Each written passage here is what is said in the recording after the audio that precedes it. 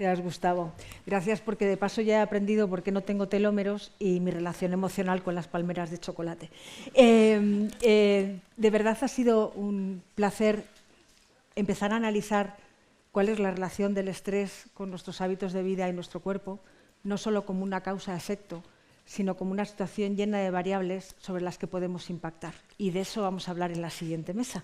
Pido, por favor, me acompañen en el escenario Silvia Gismera, doctora en Psicología de la Salud, José Luis Trejo, doctor en Neurociencia y director del Grupo de Estilo de Vida y Cognición del Instituto Cajal del CSIC en Madrid, y la doctora Rosa María Molina, psiquiatra, docente y divulgadora, para los que les pido un aplauso.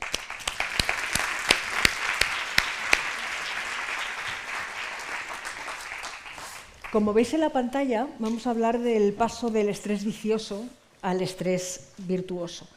¿Por qué? Porque el estrés, como ha hablado Gustavo en su intervención y como vamos a plantear aquí, impacta en todos nuestros hábitos de vida, pero también lo que hacemos con nuestros hábitos de vida impacta en el grado de estrés que tenemos. Hablamos de alimentación, de ejercicio y sueño, por ejemplo, vamos a plantearlo en esta mesa. Somos un todo de hábitos y, si me permitís, de pensamientos y de creencias que se interrelacionan entre sí. Pensad que somos como un ovillo y que vamos a intentar en las mesas que van a formar esta jornada en ir tirando de esos pequeños hilos para intentar, como decía Gustavo, entendernos mejor, porque en el momento que nos entendamos mejor también seremos capaces de desentrañarlo. Así que me encantaría empezar haciéndoles una pregunta común a los tres, y es cómo se convierte nuestro cuerpo en el campo de batalla de ese estrés. Empezamos por ti, Silvia.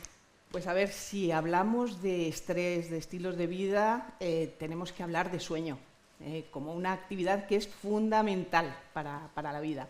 Yo creo que todos conocemos los efectos que puede tener el estrés, el haber sufrido algún pequeño momento de estrés. No estoy hablando de estrés clínico, yo creo que todo el mundo, es difícil encontrar a alguien que no haya pasado por algún momento o un pequeño periodo de su vida de sentirse estresado, abrumado y un poco como superado, ¿no? Sabemos los efectos que tiene sobre el sueño, es decir, pues lógicamente para dormir tenemos que estar desactivados, con lo cual lo que hace el estrés es provocarnos pues problemas para dormir, es decir, tenemos problemas para conciliar o nos despertamos. No llegamos a tener grandes insomnios, pero el estrés en principio pues nos provoca alteraciones de sueño. Pero lo que quizás no conocemos tanto es que el sueño y el estrés tienen digamos una relación recíproca, y es que podemos no tener estímulos o situaciones que nos estresen, pero si nosotros no tenemos un buen sueño, resulta que vamos a crearnos un estrés o vamos a sentirnos estresados. Por lo que digo, porque el tener estrés nos provoca problemas de sueño, pero a su vez nosotros no cuidar nuestro sueño nos va a provocar estrés, porque nos vamos a ver pues mucho menos hábiles para afrontar pues todas las situaciones de nuestro día a día, que hablaremos un poco de la importancia que tiene el sueño en ese sentido. Muchas gracias, doctor Trejo. Decía Gustavo que somos un depredador dentro de nuestro propio cerebro. ¿Cuándo nos hacemos el campo de batalla de esta pelea? Bueno, muy buenas. Muchísimas gracias a la organización por habernos invitado. Me ha encantado la charla de Gustavo y por crear polémica artificial, él ha dicho una cosa muy interesante, que es una manera en que se interpreta a fecha de hoy, una de las maneras de interpretar el estrés, y es que tenemos el depredador dentro, ¿no? Bueno, pues entonces, por polemizar, yo lo que diré es que también hay algunos que pensamos que realmente no estamos anticipando, es una manera de verlo, no estamos anticipando algo que va a pasar. Realmente ya está pasando en nuestra cabeza. Es decir, cuando nosotros vemos las cuentas y nos preocupamos por las cuentas, no estamos anticipando el problema, eso es una manera de verlo. La otra manera de verlo es que, no, ya tenemos el problema la tengo ahora mismo, por eso me estreso ahora mismo. Es como si el depredador estuviera allí permanentemente, solo que en la naturaleza eso se ha previsto para que tengas un estrés puntual. O corres y te escapas del león, o el león te come y fin del problema. El león te come y fin del problema, o se escapa la presa y tengo que buscar a otra. Pero hasta que encuentro otra o hasta que aparece un nuevo león ya no hay estrés.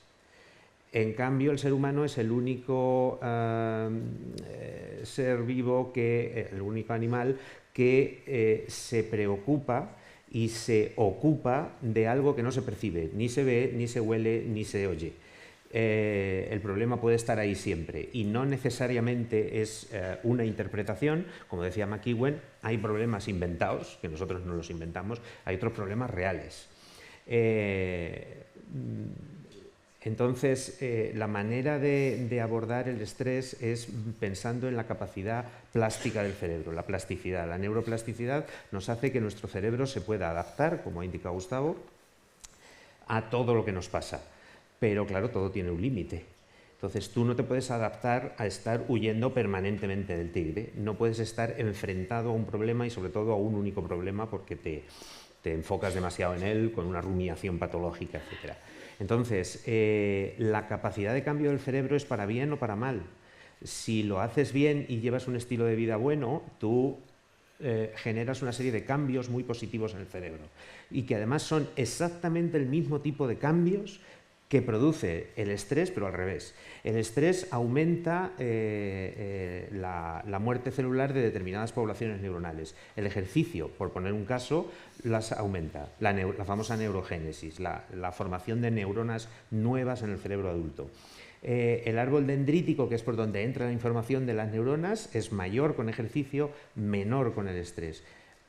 Digamos, la capacidad plástica del cerebro es muy evidente en una serie de parámetros muy concretos en donde todo les afecta y todo afecta a lo mismo en direcciones contrarias, el ejercicio para bien o el estrés para mal, teniendo en cuenta concretamente que el ejercicio además tiene que ser tomado con moderación porque si no es también un estrés. Muchas gracias, doctora Molina. ¿Cuál es su primera reflexión sobre esta cuestión? Sí, pues recogiendo un poquito la idea de mis compañeros, quizás destacar, ¿no?, cómo efectivamente el estrés, quizás yéndome a lo clínico, pues muchas veces se manifiesta no solo en cómo lo podemos verbalizar o a nivel cognitivo, ¿no?, que pareciera que cuando hablamos de estrés hablamos de algo como muy cerebral, pues se manifiesta también en nuestro cuerpo, ¿no?, ya que preguntas por el cuerpo, que es el escenario principal de nuestras emociones, y esto lo vemos continuamente pues, en el campo de la psicosomática, ¿no?, cuando ciertas patologías pues, empeoran, pues, como muchas, por ejemplo, cuadros dérmicos, ¿no?, una psoriasis que por cuestiones de estrés va a empeorarse mucho, y así podríamos mencionar distintos cuadros o incluso cuadros donde el principal actor es el estrés, es decir, la psoriasis, tú tienes una enfermedad que se acentúa cuando tienes estrés, pero luego hay otros cuya causa principal puede llegar a ser el estrés, ¿no? Así que recordarnos un poco que muchas veces esas somatizaciones o síntomas corporales pueden ser parte de ese gran cuadro. Esto porque en la clínica muchas veces, ¿no?, los pacientes pues van a consultar a unos médicos y a otros pues porque tienen dolores de cabeza persistentes o molestias gástricas persistentes y a lo mejor la causa principal es esa. Y luego, llevándonos a la parte más cognitiva, pues sabemos que el estrés va a producir déficits, ¿no?, pues déficits en nuestro nivel de atención, va a producir fallos de memoria, y esto, por ejemplo, también es una causa muy frecuente de consulta habitual en psiquiatría, en psicología, ¿no?, que la gente piensa que está empezando con un deterioro cognitivo, ¿no?, con 40-50 años, si además tienen antecedentes familiares, pues esa puede ser una causa principal de consulta y no revisar, sin embargo, el qué me ha podido llevar a esto, ¿no? Lo más frecuente es que sea por estrés o por una gestión pues no lo más adaptativa posible de esa sobrecarga, ¿no?, sensorial a la que estamos expuestos. Doctoras, a partir de lo que nos explica, me hago un escenario, ese escenario en el que nos combatimos casi a nosotros mismos, pero del que mucho no podemos controlar. Es decir, estamos en un entorno, aparte del exocerebro, que me ha encantado la definición de Gustavo previamente, sino que hay incertidumbre, una sobrecarga de estímulos que no podemos controlar o que nos cuesta muchísimo controlar, un entorno demandante en todos los aspectos. Entonces, ¿cómo nos afecta ese contexto y cómo podemos revertir ese contexto? Ya que hablamos tanto en esta mesa de esa bidireccionalidad de las cosas. Bueno, está claro eso, que ¿no? Pues efectivamente todos estos estímulos nos sobrecargan y bueno, además que no son solo estímulos normales, ahora se habla mucho de los estímulos supernormales, ¿no? Es decir, aquellos cuyo estímulo es mayor al original, ¿no?, por el que fue creado, de tal manera que el estímulo original queda en un segundo plano. Ponemos un ejemplo, aquí se ha hablado y se va a hablar mucho de nutrición, pues normalmente podemos comernos un bizcocho de chocolate, que está buenísimo, pero un estímulo súper normal sería ya un bizcocho de chocolate relleno de chocolate derretido, con helado de chocolate, virutas de chocolate por encima, ¿no? Sirope de chocolate. Es una bomba de chocolate, ¿no? De hecho le llaman así muchas veces en los restaurantes. Y estos superestímulos pues están continuamente, lo podemos ver en todas las esferas y todas las áreas de nuestro día a día, hasta cuando vamos a un restaurante, ¿no? Y hay estímulos luminosos con decorados muy llamativos. Vivimos en la era de la dopamina. Entonces, en toda esta sobrecarga, has dicho una cosa muy interesante que es el control. Intentar controlar todo esto va a jugar en nuestra contra, ¿no? Y yo me lo imagino como una piscina de pelotas llena de pelotitas de estas que ahora se han puesto muy de moda, ¿verdad? Con los hay que hacer ahora muchas tournées por Madrid abriendo piscinas. Bueno, ya creo que hay eventos fijos. Tú te metes en una piscina e intentas quitarte las bolas, pero ellas vuelven, ¿no? Entonces encontraríamos como en una lucha constante. En vez de intentar enfrentarnos y quedarnos en la lucha, que lo que hace es desgastarnos, generarnos más estrés porque las bolas vuelven y vuelven, pues podremos tratar un poco de adaptarnos, ¿no? Utilizar esa flexibilidad de la que también se ha hablado, esa flexibilidad cognitiva, esa capacidad para adaptarme, tener pensamiento crítico, ¿no? Ser capaz de priorizar, utilizar ese córtex prefrontal, que para eso lo tenemos, ¿no? Que nosotros le llamamos función ejecutiva, bueno, a la función ejecutiva sería una función paraguas de muchas otras, pero una es la capacidad para cambiar de una tarea a otra, ¿no? O la capacidad para ver distintas posibilidades para un mismo problema. Pues ese pensamiento crítico sería tener la capacidad para ordenar, ¿no? Poner orden mental, priorizar y ver, ¿no? qué necesito para mantener ese equilibrio. Ese equilibrio, como bien sabemos, pues se sustenta sobre un sueño, ¿no? adecuado, una nutrición adecuada y que tengo que mantener un equilibrio entre todas estas variables. Porque tanto si me alimento muy bien, pero no duermo suficiente, pues se nos cae el equilibrio. Y luego siempre teniendo en mente que ese equilibrio pues no tiene que ser siempre, ¿no? súper equilibrado, es decir, que podemos tener esos picos, esos momentos pico y aceptar con flexibilidad mental, y volvemos a la flexibilidad, que no se trata de un patrón rígido en el que siempre tengo que estar equilibrado y si ya un día fallo y me pego un atracón o no sé, o no he hecho ejercicio, ya me siento culpable y me fustigo, sino que entra dentro de mi plan que pueda haber momentos en donde ese equilibrio se rompa, pero son esporádicos, ¿no? La mayor parte del tiempo voy a priorizar esos hábitos saludables que sabemos que nos benefician tanto.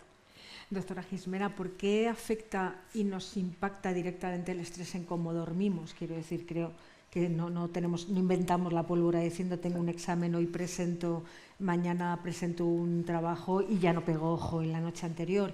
¿Por qué nos impacta directamente y qué podemos hacer para ese acto que pensamos que no es voluntario, sino cuando nuestro cerebro desconecta? ¿Cómo podemos ayudarnos a tener una higiene del sueño que conduzca a una mayor salud física y mental? A ver, el sueño nos impacta, como dices, nos afecta un mal sueño, porque el sueño es, bueno, lo voy a decir con una frase que a lo mejor parece así como muy fuerte, pero es que vivimos porque dormimos. O sea, nosotros, la gente que trabajamos en sueño, solemos utilizar siempre un ejemplo, pero a mí me parece muy, digamos, como muy fácil y muy directo, y es que decimos que el sueño es el taller al cual vamos a repararnos todas las noches. Nosotros somos como si fuéramos coches que salimos por la mañana y empezamos a rodar, pero no rodamos 30 kilómetros, no, estamos rodando cientos de kilómetros con todas las actividades que tenemos desde que nos levantamos.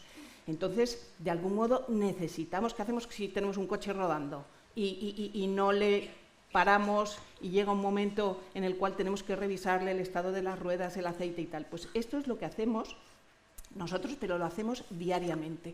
Después de toda nuestra trayectoria a lo largo del día, necesitamos repararnos. Y el mecanismo de reparación biológico que tenemos es el sueño. O sea, entonces, necesitamos entrar a taller. Y entrar a taller significa dormir. Pero claro, para dormir hay dos cosas importantes. Y es que necesitamos darle al sueño oportunidad para dormir. Os comentaba antes, ¿no?, esa reciprocidad. Y yo digo, bueno, estamos estresados entre el estrés y el sueño. ¿Estamos estresados o estamos mal dormidos? Yo creo que aquí tendríamos un poco que planteárnoslo, ¿no? Fijaros, y hablo de oportunidad porque hay un dato, se dice que hace 50 años dormíamos de media 1 hora más. Yo me pregunto, y yo creo que no hay que saber mucho de biología para entender que nuestro cerebro no ha evolucionado, no ha podido evolucionar. En 50 años, en la historia de la evolución, no es tiempo para que nuestro cerebro necesite 1 hora de media menos de sueño. ¿Lo estamos forzando un poco la máquina? Yo creo que mucho, ¿eh? Entonces, tenemos que darle, en primer lugar, como digo, agendar el sueño. Lo que decía antes Gustavo, ¿no? Que decía, bueno, que nos despertamos con el despertador, pero no nos avisamos de que tenemos que dormir y que tenemos una necesidad de sueño. Vivimos, claro, hemos creado una cultura de las 24 horas que tenemos que estar produciendo y, claro, es muy tentador ver que tenemos ahí pues unas 7, 8 horas de sueño, dependiendo de las necesidades de cada uno, en las cuales no vamos a hacer nada, y que solemos decir, no hacemos nada, es que qué pérdida de tiempo, ¿no? Son frases que solemos... No, no es una pérdida de tiempo, es una inversión en tu salud. O sea, invertir en dormir es invertir en tu salud, ¿no? Entonces, lo primero que yo diría es, bueno, démonos oportunidad para dormir. ¿Y qué hay que hacer? Pues una cuestión importante. El sueño no son las cosas, o la higiene esta que hablamos de sueño, a veces pensamos las cosas que tenemos que hacer antes de irnos a dormir. El sueño se prepara desde el primer momento en que nos levantamos. Desde el momento en que nos levantamos ya estamos preparando nuestro sueño. Entonces, no depende solo de las cosas, digamos, que hacemos justo los momentitos antes de ir a dormir, que van a ser muy importantes. Pues, por ejemplo, intentar cortar, desactivar, cortar sobre todo estas pantallas, este scroll infinito, esa ligazón que tenemos con ese exocerebro, ¿no? que ha dicho, a lo mejor tenemos que cortarlo un poquito para ver que, bueno, que necesitamos dormir, ¿eh? Entonces, es un poco lo que os podría comentar. Doctor Trejo, ¿el ejercicio es también nuestro sistema de regeneración mental, además de físico? Sistema de regeneración, no, yo no lo llamaría un sistema de regeneración. Mira, el ejercicio hay toda una rama dedicada a intentar averiguar cómo el ejercicio ha jugado algún papel en la evolución del género Homo. No podemos saber, por desgracia, porque no queda ninguna huella en el registro fósil en los huesos de hace 100.000, 200.000, 500.000 años de cuánto corrían o no corrían. Podemos saber si estábamos adaptados más o menos al ejercicio por la forma en que cambian el anclaje de los músculos a los huesos, que eso sí se puede saber.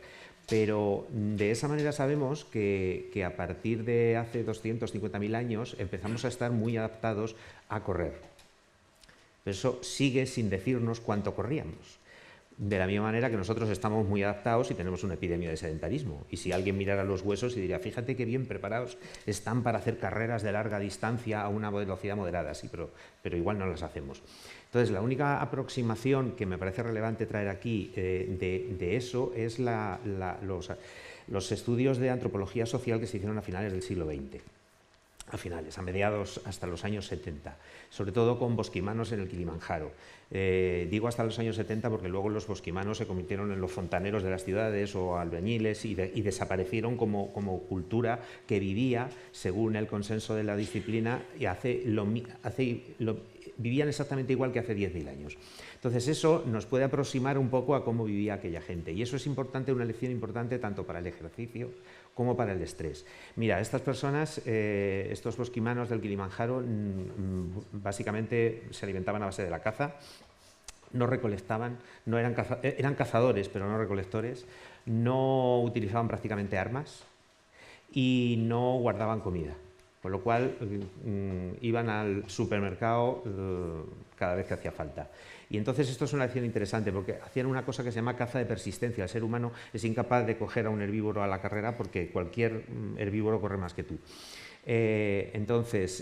Y sin armas ni trampas, pues lo único que hacían era perseguirlo durante horas a la velocidad moderada a la que podía el ser humano, pero con una gran capacidad para refrescarse, para sudar. Los animales, salvo el caballo y alguno más, no sudan, entonces tienen serios problemas para refrescarse, y además el cerebro humano tiene una capacidad impresionante para refrescarse el cerebro. Entonces es capaz de hacer caminatas largas, ahí lo dejo, y carreras a velocidad moderada, en donde, siguiendo las pistas que deja las huellas y que nuestro cerebro es capaz de procesar, es capaz de perseguir al herbívoro. El herbívoro al final se desorienta, se cansa, no tiene tiempo para comer, no tiene tiempo para hidratarse y al final desfallece, y el ser humano solamente tenía que llegar, cogerlo y llevárselo de vuelta al campamento. Y eso es probablemente la indicación más directa que tenemos hasta la fecha de qué papel ha jugado el ejercicio físico en el desarrollo del ser humano, no haciendo maratones, ni corriendo a grandes velocidades. Eso es un espectáculo deportivo porque vivimos en el circo romano todavía. Pero el ejercicio ha jugado ese papel. Y déjame darle la vuelta a la moneda. Estas personas llegaban con la comida a su cueva donde vivieran, lo comían y con eso eran capaces de tirar una semana. Les había costado a lo mejor un día.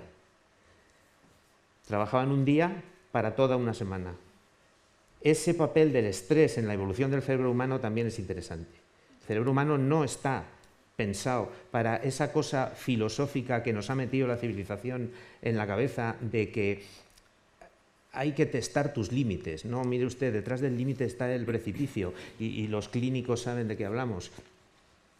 Tienes que salir de tu zona de confort. Mire usted, fuera de la zona de confort solo hay disconfort. ¿De acuerdo? Entonces, pero todo esto, que parece un poco palabrería filosófica, es que la neurofisiología se está encargando de explicar lo que es. En la charla de Gustavo hemos visto un montón de curvas, son U's invertidas. La U invertida es el paradigma en neurociencia de cómo funciona el cerebro. El cerebro funciona muy bien, y cuanto más hagas de lo que sea, mejor, hasta que llega un punto en donde si te pasas lo estás perdiendo todo. Eso es lo que pasa con el estrés y eso es lo que pasa con el ejercicio. Cuanto más hagas ejercicio, mejor. A partir de un cierto punto, ese ejercicio supone un estrés, un distrés, y no te puedes adaptar a eso y entonces empiezas a perderlo todo. Todo ese mensaje de el ejercicio cuanto más mejor, sal de tu zona de confort, tienes que testar tus límites y me falta una, sí, la de solo con sacrificio hay beneficio. Todas esas historias son filosofías de la civilización occidental, y digo, bueno, occidental y los chinos y los japoneses ya tienen el mismo problema. Lo comparo con la oriental clásica. Estamos en el lado derecho de la curva, estamos perdiendo todos los beneficios que podríamos tener. Y hay una parte de esto, y perdón que me extienda con esto, hay una parte de esto de la cual tenemos la culpa como sociedad, y es que nos hemos convencido de que hay que ir siempre más lejos, más alto y más fuerte, ¿no? Esto de las Olimpiadas. Y esto para las Olimpiadas, para el circo romano está muy bien. Sobre todo está muy bien para el que está sentado en la grada, viendo cómo los demás se parten la crisma, intentando ir Citius, Altius y Fortius, pero tú no, tú lo que tienes que hacer es mantener el estrés controlado y mantener el ejercicio en equilibrio. Y todo lo demás es una barbaridad que espero que alguna vez la sociedad cambie, porque nos estamos hiperestresando tanto que, bueno, ahí están los datos de las patologías mentales que tenemos. Mucho hablar de la salud mental, pero luego... Justo reflexionaba para preguntarle a la doctora Molina, vivimos en ese entorno, me encanta la equiparación con el circo romano y las Olimpiadas, porque si no te esfuerzas lo suficiente es que no eres suficiente persona. No sé si hemos hecho el siguiente paso, ¿no? en la argumentación tan perniciosa. No se es menos por no ser más. Claro. Entonces pensaba, doctora, que encima estamos en un contexto en el que nos cuesta socializar, abocado a la soledad, en el que es difícil hacer relaciones emocionales y psicológicas estables. Como decíamos antes, sobrecargados, con componentes incluso hasta de contaminación que nos afectan a nuestro cuerpo. Y mencionaba antes la flexibilidad.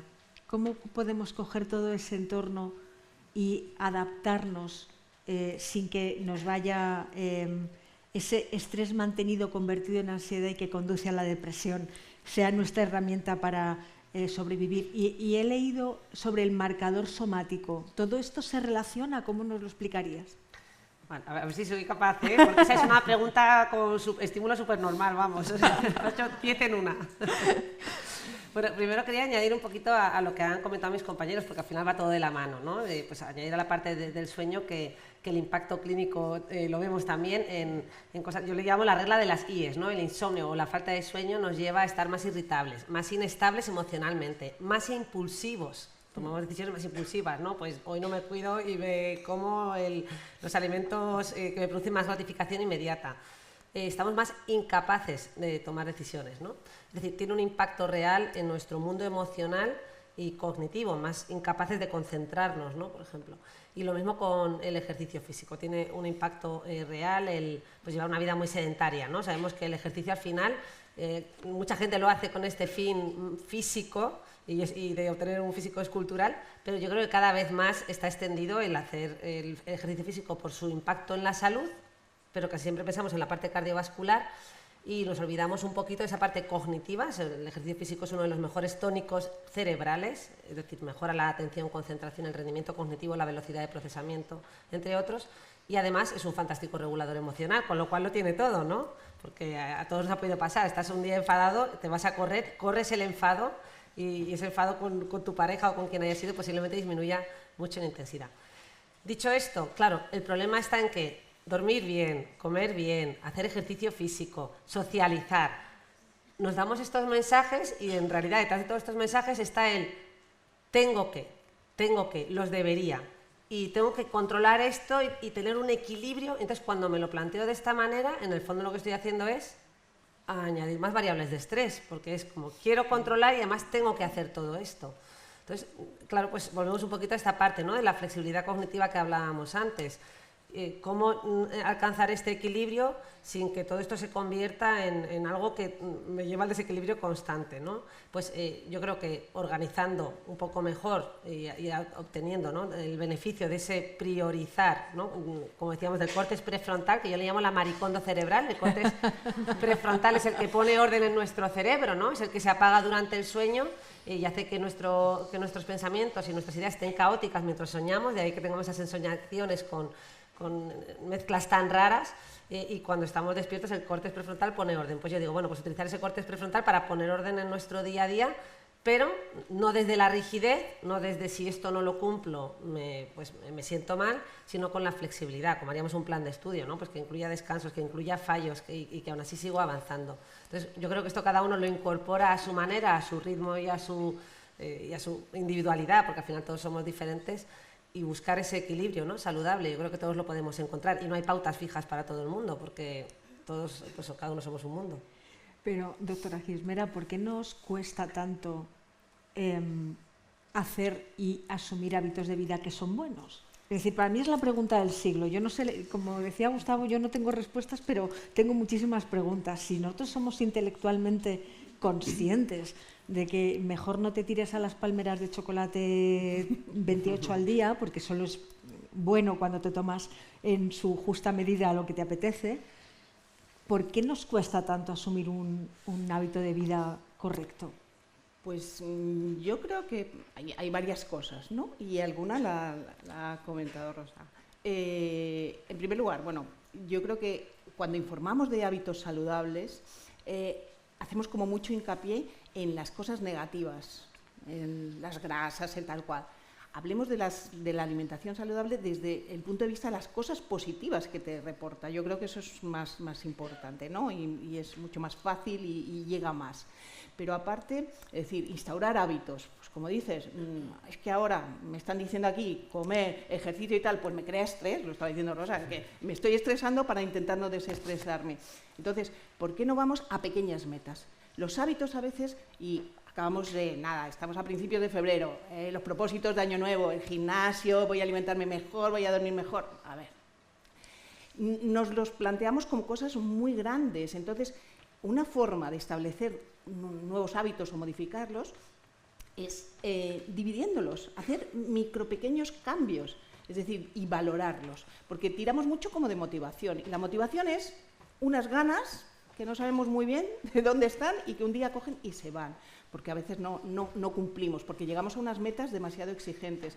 Entonces, yo propondría, y es lo que suelo proponer, es decir, divide. O sea, si tú quieres cambiar un hábito, divídelo en pequeñas cosas, pero muy pequeñitas, y cuando las cumplas, pues bueno, te vas también autogratificando de he llegado.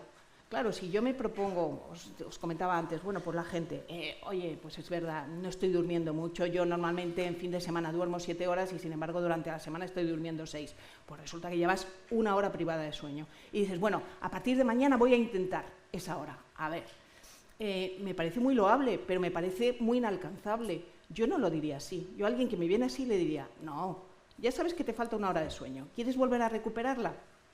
Pues bueno, vas a tener que hacer pequeños cambios. Entonces, ¿qué te propongo? Pues que el lunes, miércoles y viernes, por ejemplo, simplemente 5 minutitos antes te vayas a dormir o 5 minutitos antes dejes de girar con tu Instagram o 5 minutitos antes, pues eso, no sigas el siguiente capítulo de tu serie y 5 minutitos más de sueño son, a lo largo de una semana, son entre lunes, miércoles y viernes ya. Resulta que tenemos 15 minutos. En 2 semanas estamos en media hora. En un mes ya lo hemos recuperado. Eso es mucho más factible.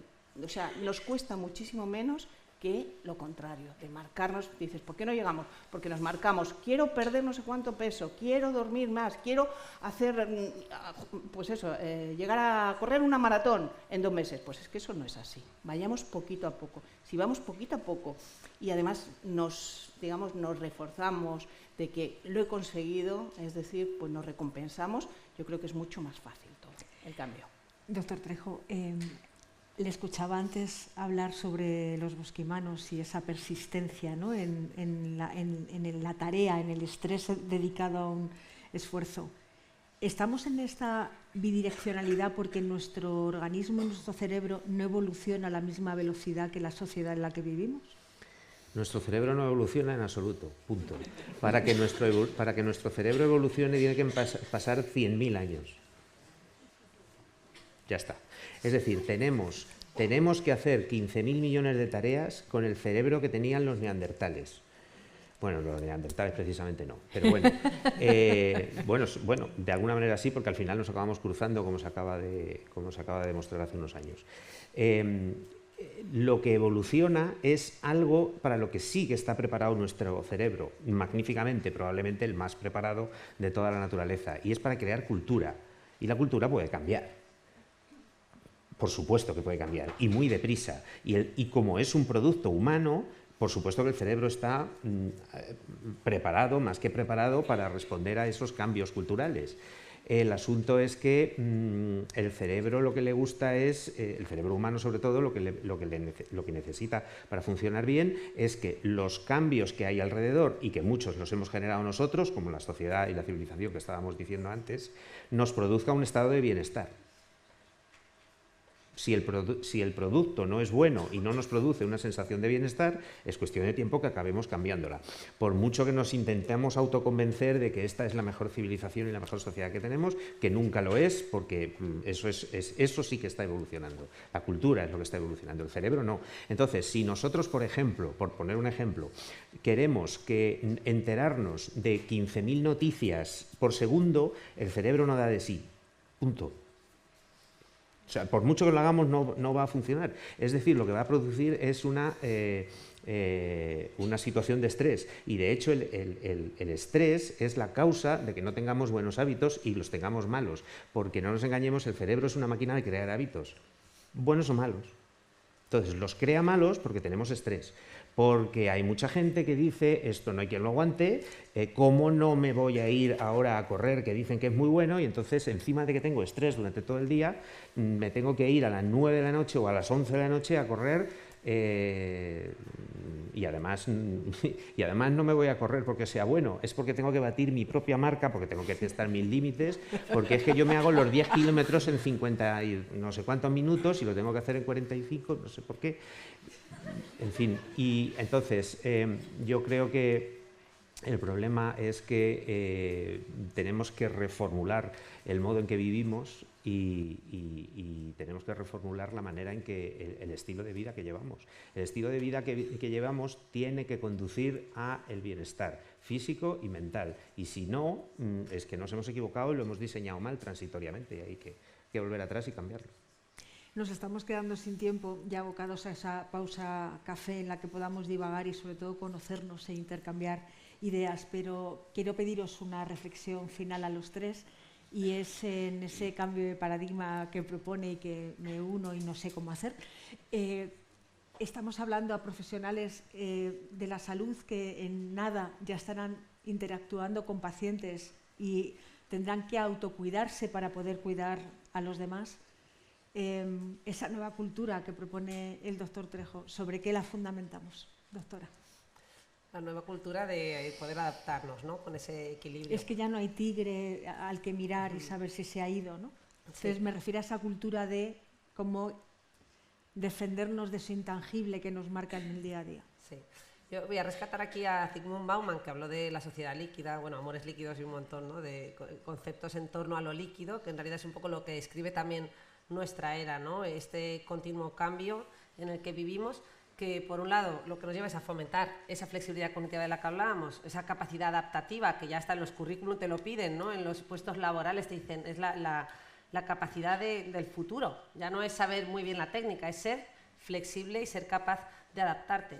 Y esto está muy bien, es una habilidad estas que se llaman soft skills, ¿no? Una de las habilidades blandas más requerida, pero volviendo a esto de lo líquido, claro, está claro que nos encontramos con problemas y desafíos, como es pues también has mencionado las relaciones, que antes no lo hemos terminado de aterrizar, pero fomenta relaciones líquidas, no basadas en el compromiso, en la responsabilidad, y así podríamos verlo en muchas áreas. Así que, bueno, un poco mi mensaje es que entre lo líquido y lo sólido, pues a medio camino quizás encontremos ese equilibrio en el que, por un lado, pues seamos capaces de adaptarnos sin sobrecargarnos de estrés, pero al mismo tiempo seamos también de comprometernos, ¿no?, con la vida, con nosotros y con nosotros mismos. Doctora Gismera.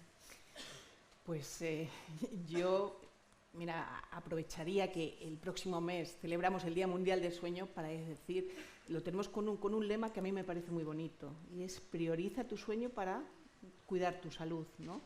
Entonces yo iría a los pilares básicos de la salud, a la alimentación, al ejercicio bien entendido, como nos ha explicado José Luis, no es ejercicio de metas, a buscar, como digo, la alimentación, el ejercicio, el sueño, el bienestar emocional, pero sin exigirnos más. Ir un poco a cuidar, entender que somos en primer lugar un organismo, entonces nos podemos crear un montón de necesidades, ese exoesqueleto nos está creando, pero lo primero que tenemos que hacer es que somos un organismo vivo y necesita unos cuidados y que esos no han variado.